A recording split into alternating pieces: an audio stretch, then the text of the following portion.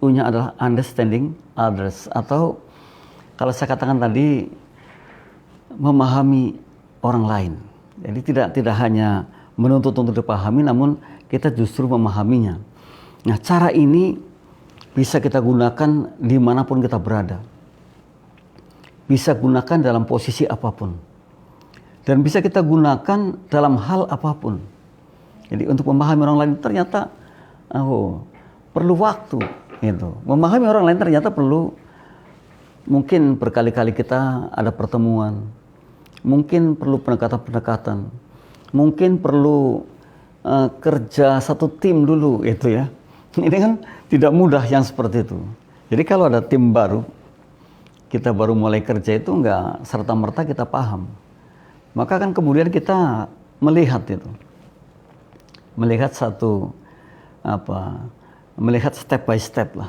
Dari satu titik ke titik yang lain itu baru paham. Jadi ternyata memahami orang lain ini perlu waktu. Jadi tidak semudah apa yang kita bayangkan kemudian kita paham. Perlu waktu, perlu proses. Bahkan tidak sedikit waktunya, bisa jadi bertahun-tahun baru paham. Ini adalah salah satunya. Namun betul untuk menjadi membuka diri, kita mesti memahami yang lain gitu. Untuk menjadi membuka diri ya jangan hanya menuntut kita dipahami. Justru kalau kita menuntut kita dipahami itu sulit membuka diri. Karena yang terjadi kan kita harus dipahami terus. Ya, kapan membukanya kan? Tapi kalau kita paham yang lain, kita bisa membuka diri. Gitu. Dan hebatnya orang yang membuka diri ini, hebatnya itu adalah endingnya akan bekerja dengan enaknya.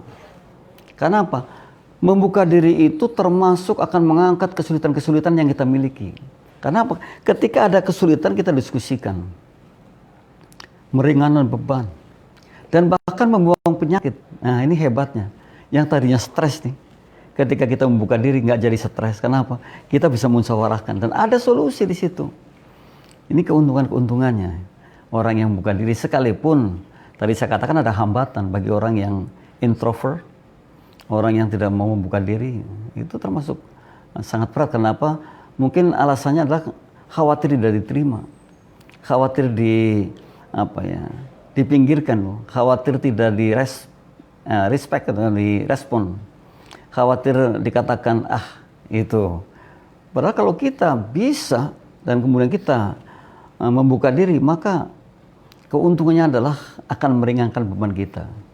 Dan bahkan ketika kita memiliki masalah berat, akan kita diskusikan bersama kemudian menjadi ringan. Ini salah satunya, salah satu kita menjadi orang yang membuka diri. Sayang kalau kita ini menjadi orang yang tertutup. Orang membuka diri itu juga termasuk orang yang memiliki talenta kecerdasan. Talentanya kecerdasan. Talentanya itu atau satu hal yang mungkin akan menonjol pada orang yang terbuka itu adalah ketika masalah-masalah kita ada solusinya di sana, dan tentu akan menambah wawasan. Karena dengan membuka diri itu akhirnya banyak sekali masukan-masukan yang menjadikan kita lebih kaya lagi gitu ya, lebih kaya pengetahuan. Jadinya berpengetahuan dari situ kalau kita menjadi orang yang membuka diri. Jadi mitra, jangan tertutup ya, kita mulai membuka diri kita dengan jujur kita katakan, dengan ikhlas kita katakan gitu ya. Jadi jujur, ada keikhlasan, ada ketulusan kepada yang lainnya. Dan insya Allah kalau yang mendengarkan adalah orang-orang yang kompeten, orang-orang yang memang bagus di bidangnya, akan menambah wawasan kita dan pasti akan memberikan solusi terhadap masalah-masalah yang kita hadapi.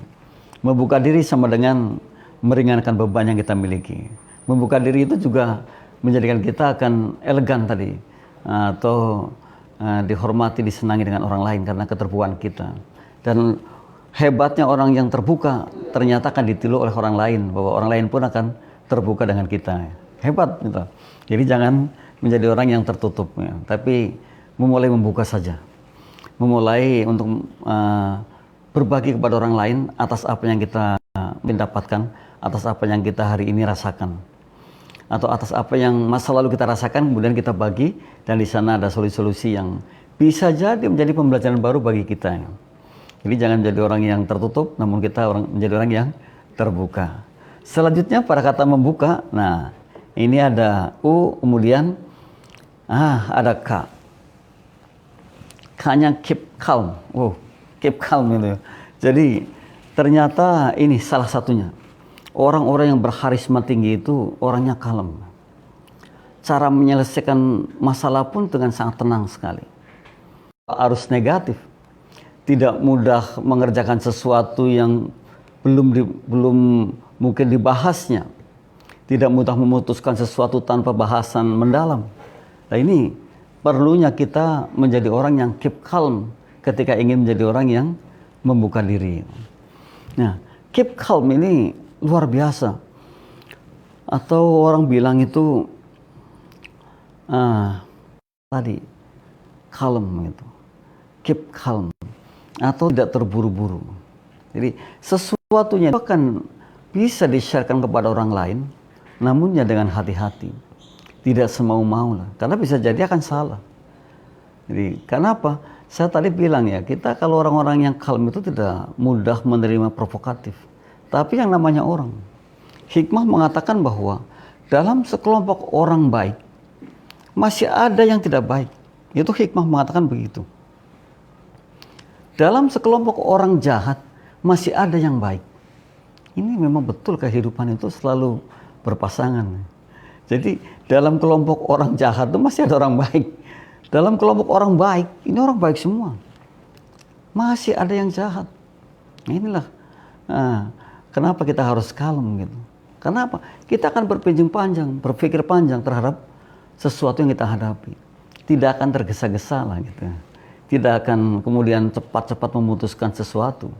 Namun melalui sebuah prosedur, melalui sebuah musyawarah, melalui sebuah mungkin ya, katakanlah sidang kecil gitu.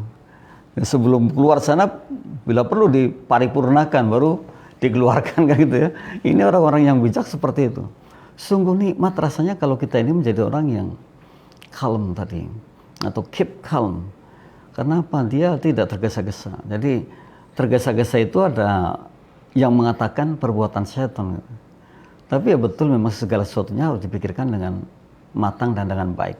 Orang yang ketika memutuskan sesuatu dengan matang, dengan satu musyawarah atau satu diskusi, maka hasilnya akan lebih baik dibandingkan orang yang memutuskan masalah tapi sepihak, tergesa-gesa gitu.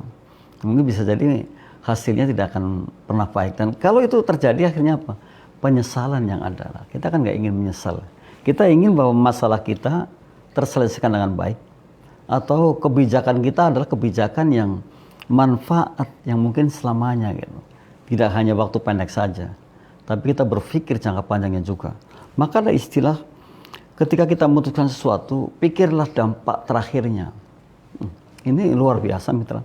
Ketika kita ingin memutuskan sesuatu, ternyata harus kita lah itu mitra. Kita harus merenung betul bahwa saya memutuskan ini nantinya seperti ini. Hasil akhirnya begini. Tapi jelas jangka panjangnya. Yang terkadang tidak kita sampaikan jangka panjangnya. Yang penting hari ini putus selesai. Nah ini yang tidak boleh seperti itu. Ya sekalipun mungkin waktu tidak dalam keadaan bahagia. Ya artinya kalau kita sedang marah tuh jangan putuskan sesuatu. Ketika kita sedang tidak dalam keadaan baik, jangan putuskan sesuatu. Ternyata itu. Jadi sekali lagi saya katakan, putuskan sesuatu ketika kita dalam keadaan baik. Ketika dalam keadaan bahagia. Ini penting. Jangan memutuskan sesuatu ketika kita dalam keadaan tidak senang. Ketika kita dalam keadaan marah. Ketika kita dalam keadaan lapar barangkali itu. Jangan memutuskan sesuatu. Tapi putuskanlah sesuatu itu ketika kita dalam keadaan bahagia. Ketika kita dalam keadaan kenyang. Ketika kita dalam keadaan baik. Nah, putuskanlah sesuatu. Ini hikmah juga luar biasa sekali. Maka hasilnya akan berdampak pada jangka panjang yang baik. Jadi bukan jangka pendek. Ini diantara di mana kita harus menjadi orang yang betul-betul bijak dalam melaksanakan segala halnya. Dan diantaranya adalah ketika menjadi orang yang senantiasa keep calm, senantiasa menjaga kalemnya itu. Jadi tenang, ya. Jadi orangnya tenang, orangnya itu tidak terburu-buru, dan selalu bermusyawarah terhadap apapun yang akan diputuskan ke depannya. Nah, kemudian, ini kan dalam kata membuka. Yang terakhir A. Nah, enthusiast. Menjadi orang yang antusiasnya tinggi. Jadi jangan menjadi orang yang pesimisnya tinggi. Karena apa? Ternyata ketika orang yang kehilangan optimis, maka kehilangan segala-galanya. Kita jangan pernah kehilangan semangat. Kita jangan pernah kehilangan optimisme. Maka kita harus terus antusias bahwa saya bisa, saya mampu, saya dapat. Saya akan menjadi orang yang membuka diri sendiri. Jadi membuka diri terhadap lingkungan saya. Ketika kita adalah orang-orang antusias, maka tidak ada lagi kata tidak mungkin. Karena kita paham bahwa kita bisa. Gitu. Kita akan menjadi orang yang antusias. Saya bisa. Sekalipun betul mungkin dalam prosesnya, biasa. Sebuah proses itu akan dilalui, bisa enak, bisa tidak. Sebuah proses itu dikatakan orang banyak itu bisa jadi menjadi, kalau kita nanjak, mungkin tanjakannya yang sangat licin dan tajam. Atau mungkin kalau kita menyeberang sungai, ternyata di tengah-tengah sungai itu sangat dalam sekali. Bisa jadi kita akan tenggelam kan gitu. Tapi terus orang antusias akan terus berjalan, bagaimana caranya? Orang antusias itu bisa mengalahkan segalanya. Dan ini adalah cikal bakal semangat. Kalau kita semangat terus mengejarnya, termotivasi terus mengejarnya, maka kita akan menjadi orang yang antusias. Jadi bukan sebaliknya, bukan orang yang pesimis, bukan orang yang takut, bukan orang yang kendur gitu, tapi orang yang terus semangatnya tinggi. Dan semangat itu dibangun oleh diri kita. Dan semangat ternyata terjadi ketika kita punya target. Nah, kita punya target. Targetnya apa? Saya ingin menjadi orang yang membuka diri saya. Saya ingin menjadi orang yang tidak tertutup. Maka saya punya target untuk bisa membuka diri saya. Dan kalau saya punya target itu, tadi dari pertama sampai akhir ini, dari mulai M, managing everything well, maka kita punya yang seperti itu. Nah, kita tidak salah kalau kita ini menjadi orang yang akhirnya terbuka. Nah, atau tadi yang pertama yang saya katakan open mind, pikiran-pikiran terbuka. Ini karena apa? Karena betul saya ini orang antusias. Jadi bukan orang yang pesimis. Jadi janganlah kita menjadi orang yang pesimis karena kita mampu. Bahkan sudah saya katakan bahwa kita ini sudah sukses 60%. Sukses besar. Kenapa? Karena seluruh organ tubuh kita ini mendukung kita untuk menjadi orang sukses. Jadi kalau motivator mengatakan itu mestakung, semesta mendukung itu. Artinya semua sudah mendukung kita menjadi sukses. Nah, masalahnya kita kok diblok oleh diri kita sendiri. Kita sering mengatakan, saya tidak mampu, saya nggak bisa, ini bukan pengalaman saya nol terhadap ini dan sebagainya. Padahal mestinya jangan pernah takut mencoba hal baru. Karena dengan hal baru itulah kita punya ilmu baru. Jadi jangan pernah takut, kita harus lalui. Kita harus seranglah. Selama itu baik dan selama itu menjadi pembelajaran, kok kita takut gitu ya. Selama kita ingin menjadi orang sukses besar, ya kita harus mencoba hal baru. Dan kalau ditanya orang, apa sih yang paling baik syarat untuk menjadi orang sukses? Ya mencoba hal baru. Mencoba hal baru dan terus seperti itu. Dan kita berani terus dan berani, maka pada saatnya kita akan berdiri di titik yang paling tinggi. Bukan yang paling rendah. Memang betul ada pendapat bahwa grafiknya orang yang bergelimang dengan kekalahan itu pada satu saat akan di atas. Karena kan ada kalanya katanya hidup itu di atas, ada kalanya di bawah. Nah, kalau kita memulainya dari bawah pasti ke atas. Namun sebaliknya kalau kita mulainya dari atas pasti ke bawah. Lalu siapa orang-orang yang ke bawah? Itu orang yang berada pada zona nyaman. Nyamanlah menjadi direktur gitu ya.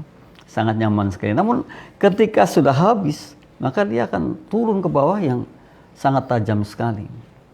Bahkan mungkin seperti huruf L ya, kalau nggak huruf I. Bayangkan kalau huruf I dari atas ini terjun ke bawah, habis. Kalau huruf L masih mending, turun kemudian landai.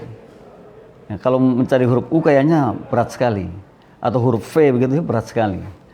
Tapi nyatanya dalam kehidupan sehari-hari ini terjadi.